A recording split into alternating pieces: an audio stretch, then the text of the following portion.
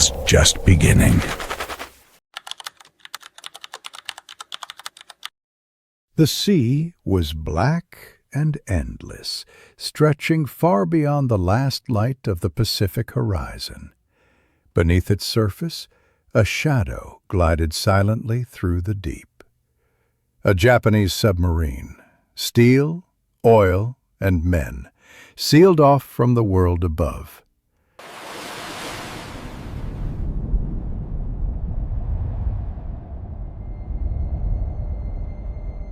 Inside, the air was thick with the scent of diesel and sweat. Pipes rattled softly. Dials trembled under red emergency lights. The crew barely spoke. They listened to the rhythm of the ocean.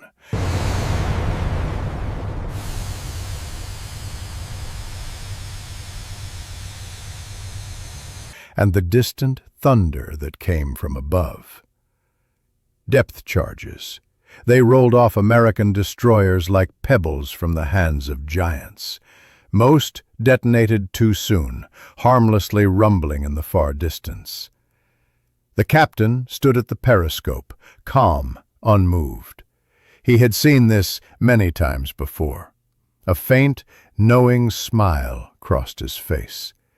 He believed his steel beast could outwit anything the Americans threw into the deep. He even laughed, a quiet, confident laugh. Then came one charge that sounded different, sharper, closer. The deck shuddered. Damage report, now! We're holding, sir! Another one coming! Bolts screamed, lights flickered, the ocean groaned, and the smile disappeared. In that instant, the silence of the deep changed forever. By 1943, the Pacific Ocean had become a graveyard for ships, scattered steel bones resting on the seabed from Pearl Harbor to the Solomon Islands. The tides of war had begun to turn, but under the waves, a quieter, more ruthless war continued, one of patience, stealth, and sound. In the first 2 years of the Pacific War, Japanese submarines had sailed with an aura of superiority. Their Type B-1 and Type C boats were engineering marvels, fast, long-ranged, and deadly. Many were fitted with float planes, allowing reconnaissance over thousands of miles of ocean. These subs were not built for defense. They were built for the Empire's ambition: to choke supply lines, scout American positions, and strike suddenly from the unseen deep. Early on they did. In 1942, Japanese submarines prowled the coasts of Australia, the Aleutians, even the American mainland. Tankers burned, transports vanished. But while Japan hunted ships, America hunted lessons. The United States Navy learned from every sinking. Each explosion brought not only loss, but information about torpedo patterns, communication frequencies, and the elusive rhythm of submarine patrols. By 1943, the Americans had something the Japanese did not: adaptation. On the surface, American destroyers evolved into wolf hunters. Sonar, or ASDIC, as the British first called it, became the submarine's nemesis. It was a crude technology by modern standards, a burst of sound sent into the water, echoing back from steel hulls. But when paired with determination and practice, it became lethal. Destroyer escorts began to patrol in coordinated groups. They no longer relied on luck or instinct. They relied on sound. Each ping on sonar drew a map of the unseen. Each echo revealed depth, bearing, and motion. The Japanese, however, remained trapped by their own doctrine. Their submarines were not primarily designed for anti-shipping warfare like the German U-boats. They were strategic weapons, meant to scout, support fleet operations, and strike at high-value warships. Japan's naval philosophy, steeped in pre-war arrogance, had little patience for defensive or reactive warfare. While American submarines learned to hunt supply ships in wolf packs, Japanese submarines operated alone, proud, self-contained, and isolated. Each captain was a warrior of the deep, expected to make decisions by instinct and tradition, not by coordinated intelligence. That isolation became deadly when the tide of war began to change. By mid-1943, U.S. destroyers prowled every major convoy route. Aircraft carriers launched long-range patrols with radar-equipped planes. What once was an ocean of freedom for the Imperial Navy had turned into a vast cage. Every depth charge, every sonar ping, every flicker on a radar screen meant one thing: the hunters had become the hunted. Inside the steel tombs of Japan's submarines, morale began to fracture. Weeks of isolation, canned food gone sour, air stale and humid. Each dive brought a new test of endurance. Men slept beside torpedoes, their uniforms soaked with oil and fear. They still fought with courage, but courage alone could not outmatch technology. And above them, on the decks of American destroyers, new confidence grew. The U.S. Navy had learned to listen to the sea. Each explosion was now guided by data, not guesswork. Each attack was a product of study, not chance. It was a war no one could see, only feel. Instruments and instincts battled in the darkness between two worlds, one of men trapped beneath the sea and another of men watching from the surface.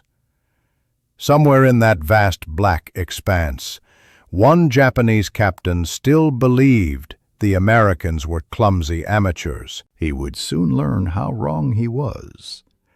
The next stage of the story begins with the submarine that carried his laughter into the depths, and the destroyers that found him.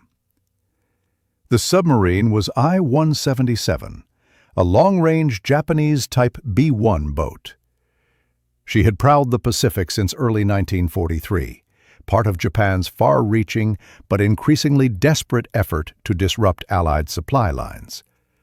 Her captain, Lieutenant Commander Hajime Nakagawa, was a veteran officer of the Imperial Japanese Navy. Target bearing, 250. Disciplined, methodical, Stand confident. ready. To his men, he was unshakable. To his enemies, invisible. His mission was simple on paper: patrol east of Australia and strike Allied shipping. But beneath the surface, his true task was survival. The Americans were tightening their net. Convoys now moved under constant air and sea escort. Each new destroyer carried more refined sonar systems, faster depth charge racks, and radar coordination with aircraft overhead. The Pacific no longer belonged to the hunter. It belonged to the listener. Life aboard the I-177 was a study in endurance. 80 men confined to a pressure hull less than 300 feet long. Every hour the temperature rose. Sweat collected on the metal walls, dripping into bunks and machinery alike. The air turned stale within days of submerging, filled with oil fumes and the metallic taste of recycled oxygen. Meals were sparse: rice, pickled vegetables, and rationed fish. The men ate quietly, often beside live torpedoes stacked like steel coffins along the narrow corridors. They had no illusions of comfort. They were instruments of a dying empire.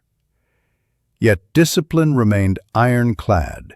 Every order was executed without hesitation, every sound measured against the deadly silence of the deep. When sonar pings echoed faintly through the hull, no one breathed too loudly. When depth charges rolled in the distance, they waited, still, silent, knowing that panic could mean detection. The Japanese Navy trained its submariners to face death without emotion. Honor, not survival, was the virtue of the deep. But that code would soon clash with a new kind of warfare, one where machines replaced instinct and data replaced courage. Across the Pacific, in Pearl Harbor and Brisbane, American naval intelligence units were learning to read Japanese transmission patterns. Submarine positions, call signs, even mission intervals were being charted with growing precision. The U.S. Navy's Task Force 74, under Rear Admiral Victor Crutchley, coordinated destroyer and aircraft patrols that turned entire sectors of ocean into kill zones. To Nakagawa, these were unseen forces, faceless enemies who seemed to anticipate every movement. He dismissed it as luck. His crew shared his confidence, because they had survived every attack so far. Depth charges thundered far above, but always too soon, too shallow. Each time the crew held their breath, counted the seconds, and laughed quietly when the sea fell still again. By the autumn of 1943, that laughter had become ritual, a sign of defiance. They believed the Americans were wasting their munitions, their time, their courage. And to an extent, they were right, until technology closed the gap. In late 1943, destroyers like the USS Samuel S. Miles and USS England began operating with a new generation of sonar, the QHB system, capable of maintaining continuous contact even during attacks. The Americans could now track a submarine not just before the explosion, but during it. Their depth charges, once crude barrels of TNT, had evolved into adjustable, precision-set weapons capable of detonating at exact depths. For the men of the I-177, this meant one thing. The ocean's silence was no longer their shield. On a moonless night, somewhere northeast of the Solomon Islands, the I-177 began another routine patrol. They had sighted no targets in days. The crew was weary, the air heavy, the sound of engines droning endlessly in their ears. Above them, a single American destroyer swept the surface with sonar, patient, calculating. It was the beginning of a hunt that would echo through naval history as the moment arrogance met adaptation. The ocean was about to teach its most ancient lesson, that even in the deep, no one hides forever. In every submarine, there are two wars, one fought against the enemy and one fought against the sea. The Japanese crew of I-177 knew both. They lived in darkness and heat, their world reduced to the glow of dials and the whisper of engines. Each man had his station, the helmsman hunched over his gyroscope, the navigator marking invisible courses through pitch-black depths, the engineers tending to machines that sweated steam and oil. They spoke little, conserving air and emotion alike. For these men, silence was not absence, it was discipline. They had been trained to endure it, to find strength in stillness. To flinch at an explosion or cry out under pressure was shameful. The Imperial Japanese Navy's doctrine did not allow weakness, even beneath thousands of tons of crushing ocean. Their captain, Lieutenant Commander Hajime Nakagawa, embodied that belief. Calm, confident, unyielding. He moved with the precision of a machine, gestures measured, voice low, presence commanding. To his men, he was both leader and symbol, the living proof that the Japanese warrior spirit could conquer even the suffocating silence of the deep. Nakagawa had seen war's extremes. He had served on surface ships before submarines, witnessing the Empire's early victories with pride. But beneath the surface, he believed, lay a purer kind of warfare, one that rewarded patience and punished fear. He trusted his instincts more than any mechanical device, and he trusted his luck. Luck had carried him through dozens of depth-charge attacks, each one ending the same way: distant thuds, harmless pressure waves, and laughter echoing softly through the steel corridors. His men came to believe that the sea itself favored them, that American attacks were predictable and clumsy. Their laughter, quiet and controlled, became their superstition, a charm against death. But pride is a fragile armor. Every victory, every escape, every smirk at a failed American barrage, it all built a wall between confidence and awareness. Behind that wall, danger moved unseen. The tactical angle, the listeners above. While the I-177 crept through black water, somewhere above, a different kind of discipline ruled. Aboard an American destroyer, the sonar room was the brain of the hunt. Dim red lights bathed the faces of young sailors leaning over glowing screens. Their world was sound, sharp pings echoing through the ocean, returning as faint whispers of reflected steel. Every echo had meaning: distance, direction, movement. The destroyer's commander stood silent behind them, headset pressed to his ear, eyes fixed on the sonar operator. He didn't see the enemy, he felt it, the faint, rhythmic pulse of an engine, the ghost of a turning screw, the hesitation of a submerged giant. Once you learned that rhythm, you never forgot it. The Americans had turned this rhythm into science. Their new sonar systems could not only locate a submarine, but follow it, even as it tried to evade. For the first time, the hunters could hear the hunted breathe. On the destroyer's deck, sailors readied the Mark 7 depth charges, heavy steel cylinders filled with explosive power. Each one could be set to detonate at precise depths, controlled by hydrostatic triggers calibrated to sonar readings. It was no longer guesswork. It was geometry, mathematics, and patience. Every movement of the ship was a calculation. Every turn of the propeller, every moment of silence, every change in bearing served a purpose. They moved in patterns, corralling the unseen submarine like wolves tightening around wounded prey. And yet it was not just machines or tactics that gave them the edge. It was experience. Men who had once been terrified by the unknown below now faced it with calm precision. They had learned that fear was only sound, and sound could be measured, tracked, and silenced. The destroyer's sonar man adjusted the dial slightly, his eyes narrowing. A stronger echo returned, a bearing confirmed. He didn't speak, but everyone in that dim room felt it, the moment when the sea itself confessed where its secret lay.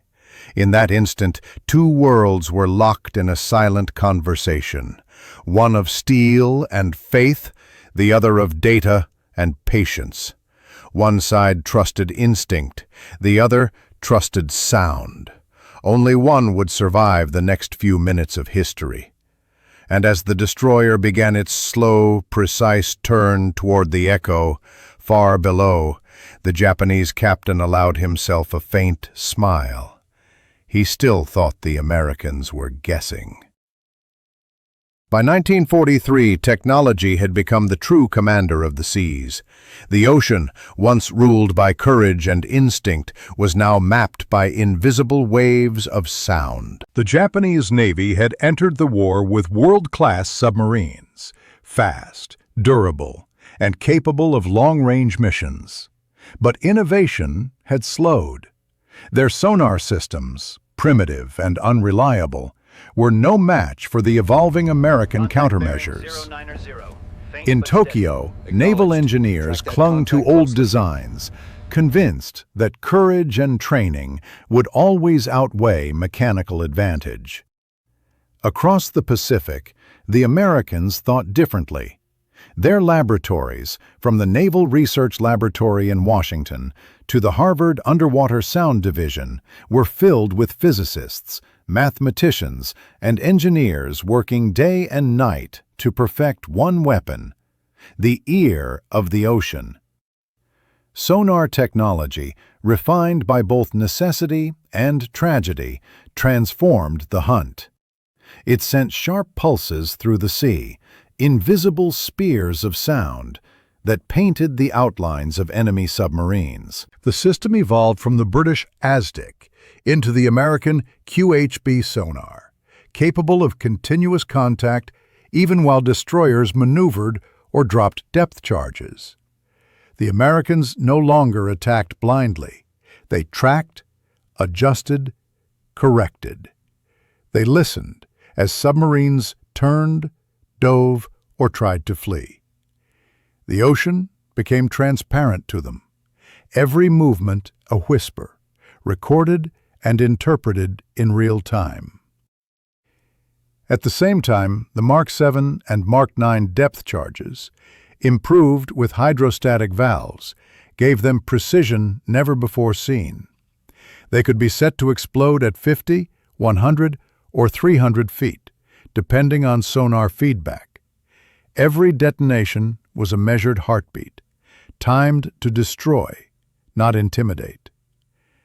The Japanese submarines, though built with remarkable craftsmanship, lacked defenses against this new science.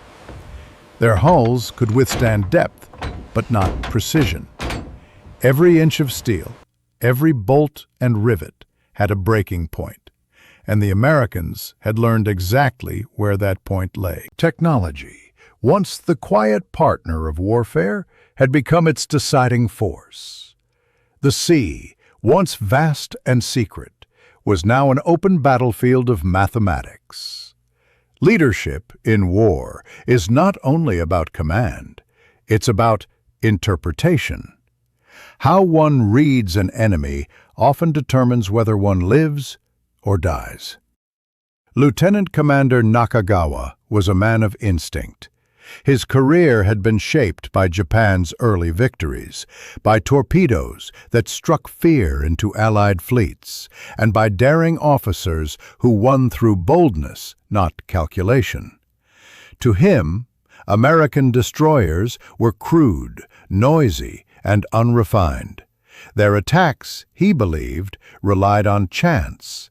That belief had saved him once, twice, perhaps a dozen times. Each survival reinforced the myth of invincibility. Each near miss whispered that the enemy was still learning, still clumsy. He was convinced that the Americans had courage, but not precision. Yet on the other side of the sea, aboard destroyers like the USS England or USS Samuel S. Miles, leadership was evolving. Commanders there understood something Nakagawa did not, that knowledge was the new courage. They no longer relied on luck or gut feeling. They trusted instruments, training, and coordination. Each decision aboard an American destroyer was collaborative. Sonar officers, gunnery teams, and navigators operated like a single organism. Orders were short, data-driven, precise. There was no glory in intuition, only in results. This difference in philosophy reflected the broader war itself. Japan's leadership, shaped by samurai tradition, believed in valor as the highest measure of worth. America's new naval leaders, raised on technology and teamwork, believed in adaptation as the key to survival. When those two worlds met in the Pacific depths, pride met progress. And progress, as history would soon show, was merciless. Submarine warfare was unlike any other combat of World War II. It was invisible, merciless, and profoundly personal. When ships clashed on the surface, sailors saw their enemies, faces, flags, and fire. But beneath the ocean, there was nothing to see, only to hear. Men died without ever seeing who had killed them. Inside a submarine, fear had no sound, only vibration. Each depth charge was a reminder that death could come silently, at any moment, from hundreds of feet above. A single explosion could crush steel and bone alike, leaving nothing but bubbles and debris drifting upward. Both sides believed they were fighting honorably. Japanese submariners saw themselves as ghosts of the empire, striking unseen and vanishing before retribution. American destroyer crews saw themselves as protectors, guardians of convoys carrying food, medicine, and men to distant fronts. Neither side saw the faces of the others they destroyed, only the aftermath: oil slicks, floating wreckage, and silence. This kind of warfare stripped away the romance of battle. There were no flags waving, no cries of victory, only the cold rhythm of the hunt. Ping, echo, explosion, silence. War beneath the sea was the purest form of mechanized death, and the loneliest. And in that loneliness, even the proudest captain could find himself listening to his own heartbeat, wondering when it would stop. For Lieutenant Commander Nakagawa, that question would soon have an answer. The ocean that once carried his laughter was preparing to reply with thunder. The Pacific Ocean, late 1943. Night swallowed the horizon. The sea was calm, deceptively calm, a dark mirror reflecting nothing but the faint shimmer of stars. Far below, the I-177 glided silently, its diesel engines now replaced by electric motors. The air was heavy, the sound of machinery replaced by the slow, steady pulse of the ocean. Inside the control room, the men moved carefully, quietly. Every sound, a dropped wrench, a shifting foot, could betray them. Lieutenant Commander Nakagawa stood near the periscope housing, eyes fixed on the chart table. His hands were clasped neatly behind his back. His face betrayed nothing. He had been through this before. The creeping hunt, the depth charges, the silence that followed. He believed this night would be no different. Seal the forward bulkheads. Above him, the American destroyer USS Samuel S. Miles had been patrolling the area for hours. Her sonar operators had detected a faint echo earlier that evening, weak, intermittent, uncertain. But something in its rhythm told them it wasn't the sea. It was deliberate, mechanical, moving. The destroyer adjusted course, engines throttled down, propellers turned just enough to maintain speed without disturbing the sonar. The crew waited in silence as the pings went out. 1, 2, 3, each pulse slicing through the deep. Below, the echoes came back, sharper, stronger. There was something down there. The sonar operator leaned in. Bearing 087 degrees, range decreasing. The destroyer's captain gave a slow nod. He'd seen this before. He whispered an order, quiet, calm, practiced. Hold speed. Ready depth charges. On deck, sailors moved into position. Rows of Mark 7 depth charges were rolled into racks. Each one weighed nearly 300 pounds. Fitted with a pressure-sensitive fuse and packed with TNT. They were calibrated to explode not where the submarine was, but where it would be.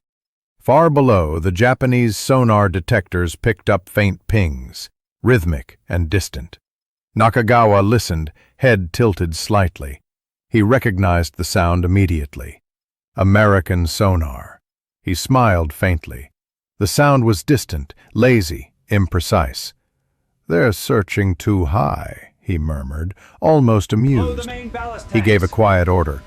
"Hold course. Surfacing. Maintain Live depth." planes. The Full I-177 crept forward, deeper into the black. But the Americans were patient.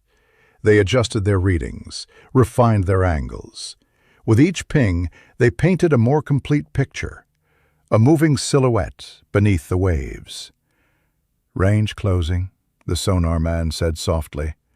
The destroyer turned into position. "Prepare to fire pattern Alpha," the captain ordered. 6 depth charges, staggered depths, overlapping zones. The ocean would become a cage of thunder. Then came the first release. A metallic clank, a hiss of compressed air, and silence. For a few long seconds. Then, the first explosion. The sea convulsed. Far below, the I-177 shook violently, gauges rattling, lights flickering, bolts groaning under sudden pressure. Nakagawa didn't flinch. "Maintain depth," he said evenly. His voice was calm, but his men's faces told another story. They were listening for the next one, counting the seconds. 5, 4, 3, 2.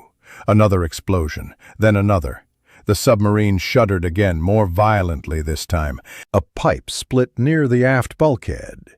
Water sprayed across the floor, pooling beneath the crew's boots.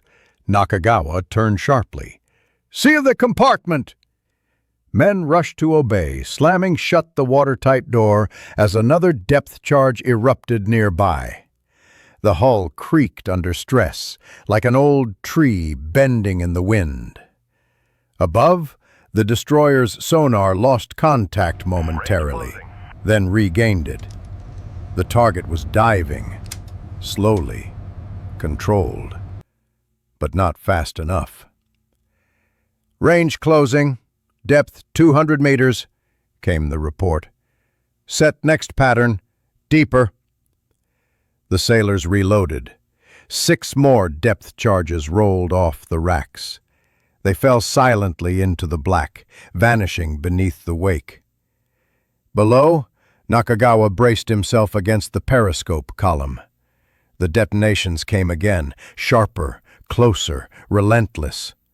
The sound was no longer distant thunder. It was a hammer against the hull. Steel shrieked, lights flickered, instruments shattered. And yet for a moment, it was quiet again. No one spoke. No one moved. Then came a deep metallic groan, long and low, like the breath of the ocean itself. The engineer shouted something, incomprehensible, panicked. A seam along the forward torpedo room had begun to buckle. Nakagawa's face hardened. He had felt this before. Pressure, damage, fear. But this time, it was different. The Americans were not guessing anymore. He gave one last command. "Blow ballast! Surface!" And the crew rushed to obey. Compressed air roared through the tanks. The submarine began to rise, slowly, heavily, toward the dark ceiling of the sea. Above them, the destroyer crew watched the sonar screen carefully. The echo changed, rising fast. The captain's voice was calm, almost detached. "Surface contact imminent. Prepare for final run." The sea was no longer quiet. The hunt was almost over. The black surface of the Pacific was still, a thin film separating 2 worlds. Moments earlier, the I-177 had been hidden in darkness. Now, bubbles burst upward in violent streams, followed by fragments of oil and steel. The destroyer's crew leaned over the rails, scanning the sea with searchlights that cut white beams through the mist. "Contact resurfacing!" came the cry. The USS Samuel S. Miles swung around hard to port. Engines roared. The ship's bow knifed through the water, closing on the disturbance. Beneath the waves, The Japanese submarine strained against its own rising pressure. The ballast tanks were flooding unevenly, the stern heavier than the bow. The submarine tilted upward, creaking, groaning under stress. Inside, men clung to whatever they could. Loose tools clattered across the deck. The sound of rushing water filled every compartment. Nakagawa gripped the railing beside the periscope, his knuckles white. He had ordered the surface maneuver because it was his last card, a desperate attempt to outclimb the falling depth charges. But the sea would not forgive mistakes. A crack echoed through the hull, faint at first, then louder. Water sprayed from the seams, fine and deadly. Above, the destroyer's sonar tracked the movement precisely. Target rising. Depth 50 meters. 40. 30. The sonar operator's hands shook, not from fear, but from focus. He knew what came next. Captain, permission to fire pattern Bravo. The order came instantly. Fire! 6 new depth charges plunged from the racks, descending like iron ghosts through black water. Nakagawa heard them, the faint clunk of metal hitting water, the low hum of descent. He closed his eyes briefly. He had laughed at these sounds once. Now he listened as though to his own heartbeat. The first explosion struck the stern. The submarine lurched violently. Men were thrown from their stations. A torpedo broke free from its rack, slamming into the floor with a hollow clang. The second explosion hit even closer. The hull flexed, steel bending under 300 pounds of TNT pressure. Bolts popped like gunfire. One of the gauges shattered in front of the helmsman's face.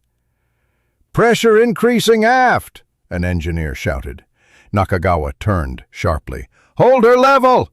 But the words were swallowed by the roar of a third explosion. This one was different, deeper, sharper, final. The submarine's hull screamed, a sound that no one ever forgets. Steel plates tore apart as a seam along the midsection gave way. A jet of seawater burst inward, slamming a crewman to the floor. Lights blew out. The control room went dark, lit only by red emergency bulbs flickering through the chaos. Men struggled to reach hatches, their hands slipping on flooded metal.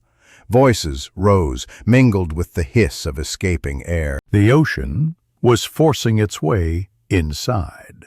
Nakagawa stood motionless for a moment, one heartbeat of clarity amid the panic. He understood instantly. The hull was split. There was no saving the ship now. He looked toward the forward bulkhead, where water surged like an incoming tide. The submarine tilted nose up, the floor becoming a wall. Men screamed, some prayers, some orders, some names. Nakagawa didn't move. He simply closed his eyes, listening to the sound that had haunted his war, the echo of American depth charges. Above, the destroyer's crew watched as oil and debris surfaced. The sonar echo faded, replaced by static, then silence. The captain of the USS Samuel S. Miles removed his headset and stared at the dark water. He didn't speak. No one did. They all knew what that silence meant. The sea calmed again, smooth, empty, indifferent. Only a thin film of oil spread across the surface, glistening faintly under the destroyer's searchlights. A few pieces of wood and debris floated up, then nothing. For a few minutes, the Americans continued their search pattern. No further contacts, no more echoes, just the sound of the ocean breathing quietly once more. Then the order came softly from the bridge. "Cease fire! Mark position! We'll report the kill." The destroyer turned away, her wake dissolving into the night. Beneath the calm surface, 80 men lay entombed in silence, their laughter gone, their faith in instinct drowned in the crushing weight of a changing war. The submarine that had once mocked the crude power of American depth charges had become a lesson written in steel and salt.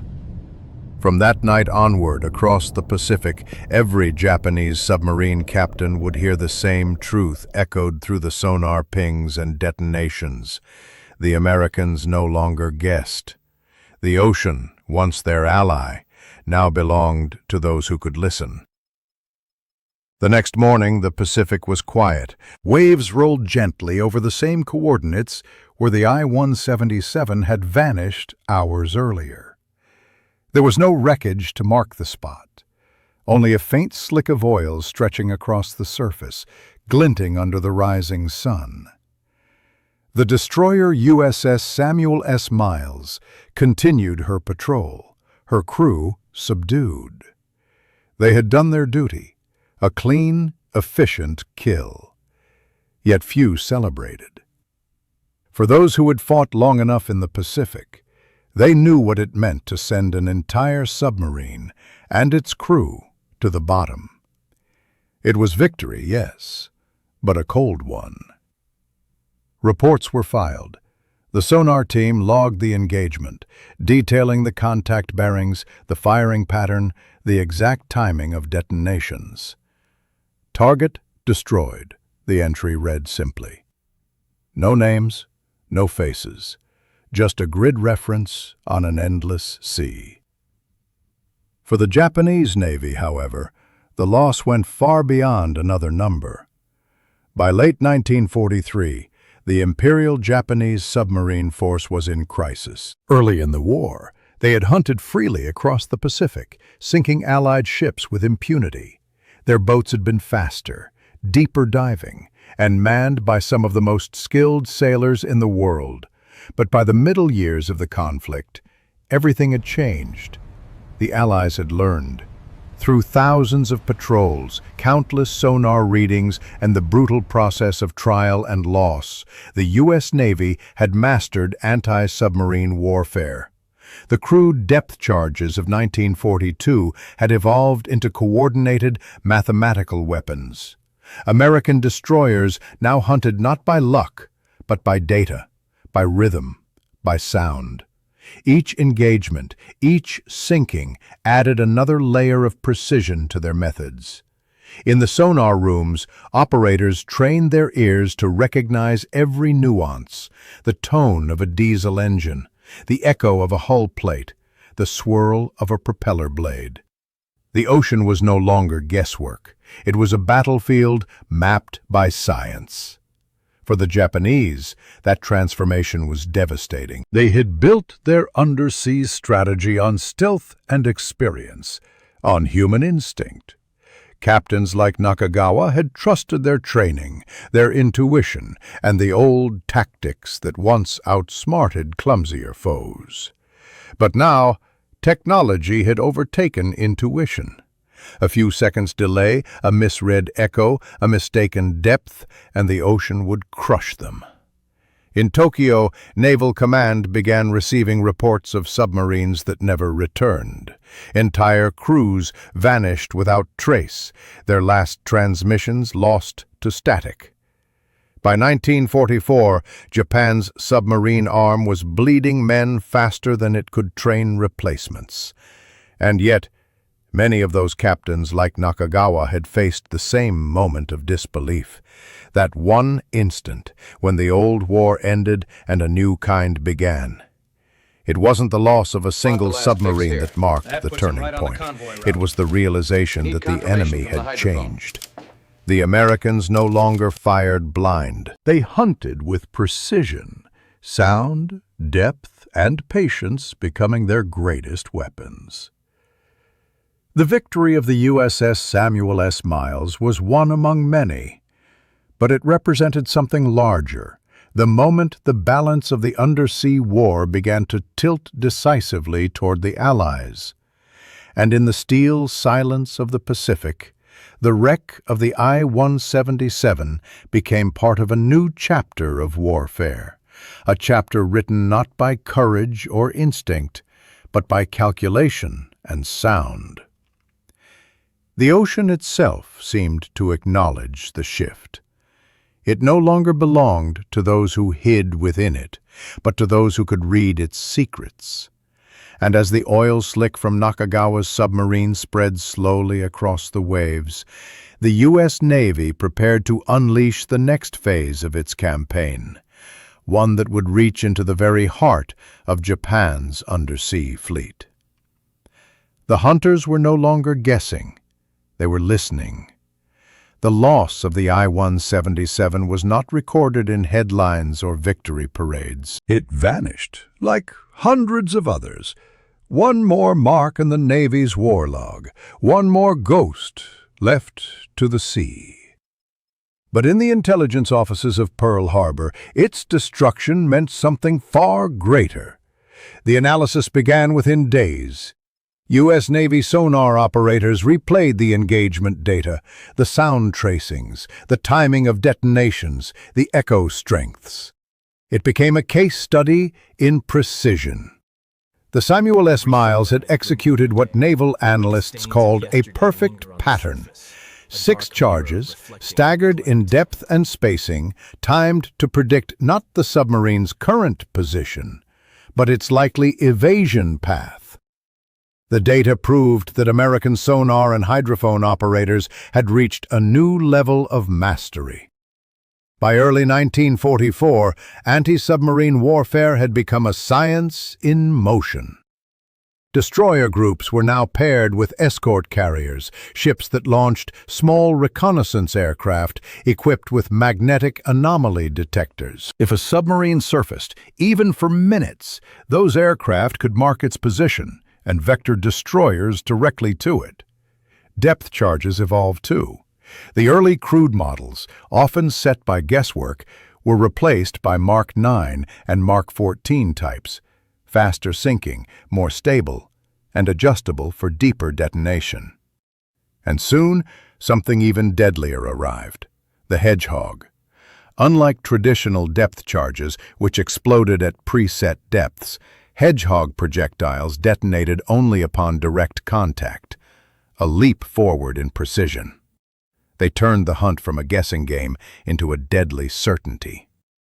The Pacific began swallowing submarines faster than Japan could replace them.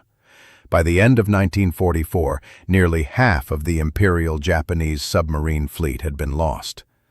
The survivors grew cautious, some refusing to patrol near known U.S. convoy routes, others venturing only under direct orders. For Japan's naval command, the psychological toll was immense. Once, submarine captains were seen as the elite, men of daring and skill, operating independently across vast distances. Now, they were trapped in an invisible war they could no longer control. Each dive felt like a descent into a tomb. Inside the Imperial Navy's submarine school at Kure, instructors revised the manuals. They warned new captains to avoid predictable depths, to zigzag between layers of thermocline, to reduce engine noise. But even as they talked these evasive maneuvers, they knew the Americans had learned faster. Every new tactic was met with a countermeasure. Every change in depth or silence pattern could be traced by advanced sonar algorithms. It wasn't courage the Japanese lacked. It was time. The shift was total: technological, psychological, and moral. Even in Tokyo, High Command began to understand that submarines would no longer shape the war's outcome. Instead, the Empire turned its focus toward desperate measures: Kaiten suicide torpedoes, one-man submersibles, last-ditch weapons that reflected a war spiraling toward collapse. The ocean, once a realm of stealth and honor, had become an execution ground. On the American side, the victory brought confidence, but also a haunting awareness. Every sonar ping, every explosion, meant dozens of lives extinguished in darkness. Sailors aboard destroyers often stood in silence after a confirmed kill, staring at the slick of oil on the waves. Some believed they could still hear faint echoes beneath the water, not sonar, but something human, fading. For both sides, the ocean became a graveyard and a teacher. It taught the Americans precision, and it taught the Japanese humility before technology's relentless advance. The death of Nakagawa's submarine symbolized the twilight of an era, when instinct and pride were no longer enough to survive. The war had entered a new dimension, where machines heard more than men could see. And as the Pacific swallowed its secrets, the world above moved closer to the final chapters of the conflict, where technology, not tradition, would decide the fate of nations. The sea had chosen its side. The story of Nakagawa and his submarine is more than a tale of sinking steel. It is a testament to the changing face of warfare, where human courage meets the cold calculus of technology. In the dark depths of the Pacific, men once relied on instinct, experience, and daring. A submarine captain judged the waves, listened to the ocean, and trusted his senses to survive. But by 1943, the rules had changed. Machines could listen deeper, calculate faster, and strike with unerring accuracy. The death of Nakagawa's submarine marked the twilight of an age. It symbolized the moment when skill alone could no longer dictate survival. In the silence after the explosion, the war had spoken. Precision and technology now ruled. For historians, it is a reminder of the relentless evolution of conflict. Submarines, once the hunters, became hunted. The ocean itself, vast and unknowable, was transformed into a battlefield mapped by sound waves and steel. For humanity, the lesson is profound. War is not merely a clash of men. It is a dialogue between human will and technological force. Each depth charge, each sonar ping, is a manifestation of knowledge applied with deadly intent. The bravery of Nakagawa and his crew endures, but so does the reality that courage alone cannot outpace innovation. And yet, amid the destruction, there is a quiet dignity. History preserves the faces of those who faced the unknown beneath the waves. It records the decisions made in steel tubes under crushing pressure, and the fleeting moments of humor, fear, and resolve that defined them. Ultimately, the sinking of one Japanese submarine echoes far beyond the Pacific. It teaches the world about adaptation, resilience, and the human cost of progress. It shows that technology can reshape the battlefield, but it cannot erase the courage, the fear, and the humanity of those who confront it. In the end, the sea did not simply take men. It revealed the changing nature of war itself, and with it, a new chapter in human history.